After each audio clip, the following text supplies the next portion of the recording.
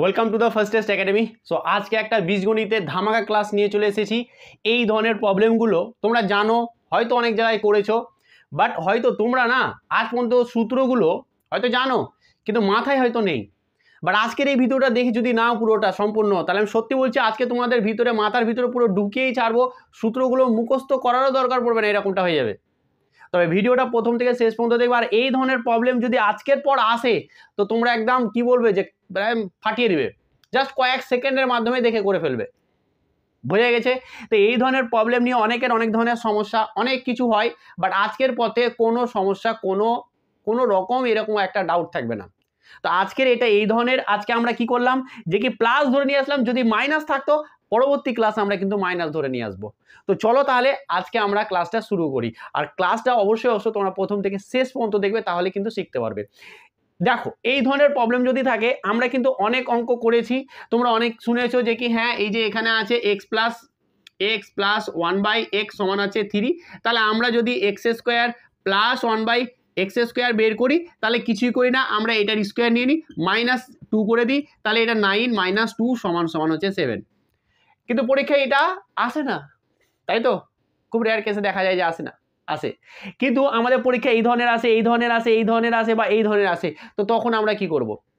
তো ওটাই আজকে আমরা কি করব, পুরো সূত্রগুলোকে আমরা একদম পুরো খেয়ে ফেলবো, পুরো তোমাদের মাথায় একদম পুরো ঢুকিয়ে দেবো।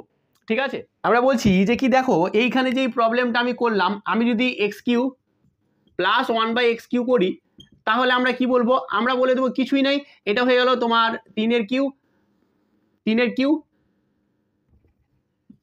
এর কিউ মাইনাস হচ্ছে আমার হচ্ছে 3n, মানে 3 × 3, তাহলে আমার কত হচ্ছে 27 মাইনাস হচ্ছে 9 সমান হচ্ছে 18। বোঝা গেছে? এটাই অ্যান্সার, বোঝা গেছে? তো এইবার আমি কি বলতে যাচ্ছি তোমাদেরকে, কি এইগুলো সব কিছুই তোমরা পারবে, এক্ষুনি পারবে। চলো এবার আমরা সূত্রগুলো একের পরে একটা করে তোমাদের মাথায় কিন্তু এবার একটা করে ঢুকিয়ে ফেলি। দেখো ব্যাপারটা ভালো করে বোঝো। দেখো, এক হচ্ছে প্রথমেই আমাদের যেটা আসে সেটা হচ্ছে x² প্লাস 1/x²। দেখো, যদি আমাদের x plus x² plus 1/x² থেকে যায়, তাহলে তার ফর্মুলাটা কি? দেখো, এইখানে যে ভ্যালুটা আছে তুমি এইটাকে ভাবো যে কি n দিয়েছে। আমি কি বললাম, এটা তো অনেক জায়গায় তোমরা পড়েছো, আমি তোমাদেরকে সূত্রটা মুখস্থ করাবো, অবশ্যই ভিডিওটা দেখো, কাজে লাগবে। ঠিক আছে? মুখস্থ করাবো তোমাদেরকে পুরোপুরি, কোনো ডাউট থাকবে না। তাহলে x² প্লাস 1/x² ফর্মুলাটা কি হবে? এখানে যেটা হবে সেটা হবে n এর স্কোয়ার মাইনাস হচ্ছে 2, n হচ্ছে 2। দেখো এখানে n যদি 3 হয়, তাহলে দেখো 3 এর স্কোয়ার মাইনাস হচ্ছে 2, মানে হচ্ছে 9 - 2 সমান হচ্ছে 7। হয়ে গেল? বুঝে গেছে? এবার যদি আমাদেরকে দেয় এরকম যে x³ প্লাস 1/x³ সমান কত, তখন আমাদের ফর্মুলা হচ্ছে n³ মাইনাস হচ্ছে 3n, n³ মাইনাস হচ্ছে 3n। বোঝা গেছে? 3n। তো আমরা 3n এর একটু আগে বের করলাম। এবার আসে x⁴ প্লাস 1/x⁴ কি হবে? দেখো, x প্লাস 1/x পাওয়ারে 4, তাহলে আমাদের এইটার ভ্যালু কি হবে? দেখো, এবার আমরা মুখস্থ করবো না, ভালো করে বুঝবে। দেখো, আমরা একটু সূচক জানি, সূচকের ক্ষেত্রে আমরা কি জানি, এই জিনিসটা জানি যে কি ধরো x⁴টাকে কিন্তু আমি এইভাবে লিখতে পারি x²⁴x², তাই তো? এইভাবে আমরা লিখতে পারি, কারণ পাওয়ারে থাকলে এখানে কি হয়ে যায়, গুণ হয়ে যায়। তো ঠিক এক্স্যাক্টলি আমরা এই সূত্রটাকেও আমরা এইভাবে লিখবো। কিভাবে লিখবো? আমরা তো x² সূত্রটা ভালো করে জানি, x² সূত্র যেটা, এটা যে n এর স্কোয়ার মাইনাস হচ্ছে 2। ভালো করে বুঝো, মুখস্থ যাতে না করতে হয়। আমরা কি জানি যে x⁴টায় আমরা কি লিখলাম, x² পাওয়ারে আবার 2, তাহলে আমি সেটাকেও লিখতে পারি যে n, এটার মানে তো আমরা এটার যে সূত্র আছে যেটা x² 1/x², সেটা মানে n এর স্কোয়ার মাইনাস 2 জানি, তার আবার স্কোয়ার নিয়ে নেবো, তাহলে তো হয়ে গেল। বুঝতে পারছো তো? যেহেতু আমাদের 4 আছে, তার মানে আমরা এখানে এটা কি পাবো, এখানে আমরা পাবো যেটা যে n এর স্কোয়ার মাইনাস হচ্ছে 2 তার স্কোয়ার, যেহেতু এখানে 4 ছিল। তাহলে স্যার 5-এ কি হবে? দেখো 5-এ কি হবে, x⁵ প্লাস 1/x⁵। বোঝা গেছে? তারপর আমি এগুলো প্রত্যেকটা সলভ করে দেখাবো তোমাদেরকে, প্রত্যেকটা সলভ করে দেখাবো। দেখো, চলো আমি এখানে একটা একটা করে সলভ করে দেখাই। এটা তো দেখালাম আর এটাও দেখালাম, সব থেকে ভালো হবে এটা দেখালাম। চলে ধরো x⁵ প্লাস 1/x⁵, তাহলে কি হবে এইটা ব্যাপারটা দেখো, আমরা ভালো করে বোঝো। ধরো x⁵কে কি আমরা এইভাবে লিখতে পারি না, x² ইন্টু এটা। যখনই সূচকের ক্ষেত্রে আমি কি জানি, সূচকের ক্ষেত্রে কি বললাম, আমি তোমাদেরকে কোনো মতেই এখানে কিন্তু এমন হবে না যে ক্লাস দেখেছো এর ওপরেও তুমি এতদিন ধরে মুখস্থ করতে পারো নি এর ফর্মুলা। বাট আজকে কিন্তু মুখস্থ করে ফেলবেই। দেখো 5টাকে আমরা এভাবে লিখতে পারি না যে এক্স স্কোয়ার ইন্টু হচ্ছে এক্স টু দি পাওয়ার 3, কারণ যখন আমাদের বেস একই হয় পাওয়ার পর কি হয়ে যায়, যোগ হয়ে যায়, তাহলে আমরা এটা এরকম পাবো।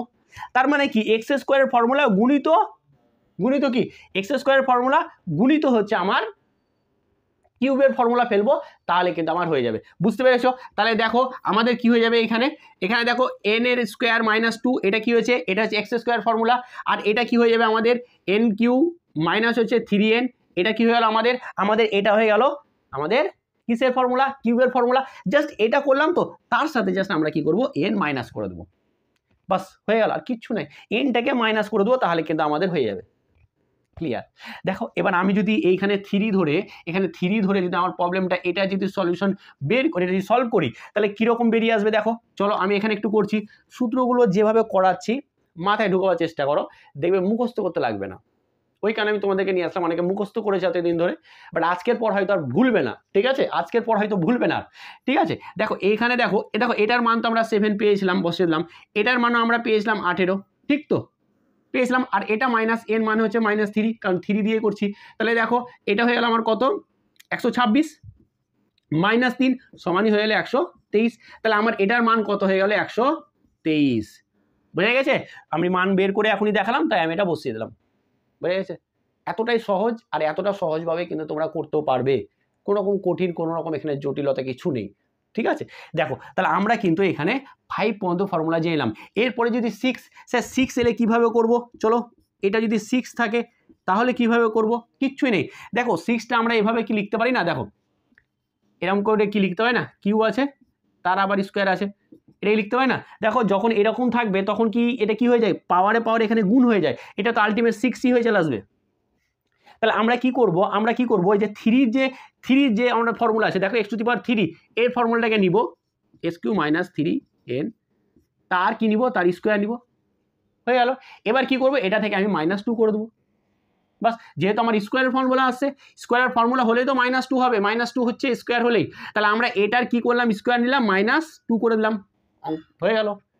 বলো আজকে যে এইভাবে যে আমি তোমাদেরকে ফর্মুলাটা বোঝালাম, হয়তো আর তুমি ভুলবে না। তুমি যদি ভালো করে ক্লাসটাকে দেখে থাকো, যদি মাথায় ঢুকে থাকে, তাহলে দেখবার কোনো মতেই ভুলবে না। আমি একটার পরে, চলো এটা যদি আমাদের মান বের করি, চলো দেখি মানগুলো বের করি এটার। দেখো আমি এগুলো সব মিটিয়ে দিই এখন। দেখো এটা হলো n, ঠিক আছে? এখন x to the power 6 plus হচ্ছে 1/x টু দি পাওয়ার 6 সমান আমরা কি পেলাম n স্কোয়ার মাইনাস 2, সরি কি পেলাম, n কিউ মাইনাস 3 তার হোল স্কোয়ার -2, এটাই। তাহলে এখানে আমরা কি পাবো, দেখো এটার মান কি জানি, আমরা জানি এটার মান 18, তার স্কোয়ার -2, 18 স্কোয়ার মানে হচ্ছে 324, -2 সমান হচ্ছে 322, বাস হয়ে গেল। খুব কি কঠিন আর খুব কি জটিল? আশা করি তোমাদের একটু হলেও হেল্প হয়েছে।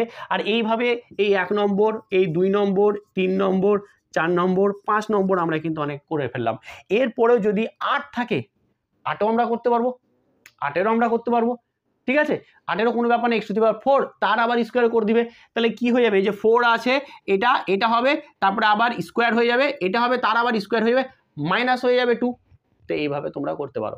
এবার তোমরা বলছো যে স্যার একটু প্রিভিয়াস ইয়ার কোশ্চেন করার এর উপরে, চলো তাহলে প্রিভিয়াস ইয়ার কোশ্চেন করাচ্ছি, যেগুলো এর উপরে। আশা করি এই সূত্রগুলো এবার তোমরা নোট করে নিতে পারো, এবং আমি যেভাবে করালাম সেভাবে করলে তুমি কিন্তু আর কোনোদিন ভুলবে না, ঠিক আছে? দেখো তাহলে এবার আমি যদি করি প্রিভিয়াস ইয়ার এরকম কোশ্চেন এসে, দেখো একটা এসেছে এরকম যে a প্লাস 1/a সমান হচ্ছে 5, তাহলে আমার চেয়েছে a Q plus 1/a Q সমান কত, বুঝতে পেরেছো তো?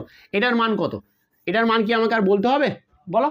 এন কিউ এর ফর্মুলাটা কি, এর ফর্মুলাটা আমরা জানি যে এন কিউ মাইনাস হচ্ছে 3n, তাই তো? চলো এখানে পুট করে দিই, তাহলে এটার মান কত, এন কিউ মানে হচ্ছে 5-এর কিউ মানে হচ্ছে 125, মাইনাস হচ্ছে 3 ইন্টু এন, তাহলে 125 মাইনাস হচ্ছে 15 সমান হচ্ছে 110, হয়ে গেল। খুব কি টাফ? এটা প্রিভিয়াস ইয়ার কোশ্চেন, এটা আমার না কোশ্চেন বানানো, এটা প্রিভিয়াস ইয়ার কোশ্চেন, বুঝতে পেরেছো তো? আর একটা প্রিভিয়াস ইয়ার কোশ্চেন যদি করি, চলো এবার আমি তোমাদেরকে হোমওয়ার্কও দিব, এরপরে তোমরা বের করতে পারবে, দেখবে অবশ্যই তোমরা করতে পারবে। দেখো এখানে একটা কোশ্চেন দিয়েছে এইরকম যে x প্লাস 1/x সমান হচ্ছে √3, ঠিক আছে?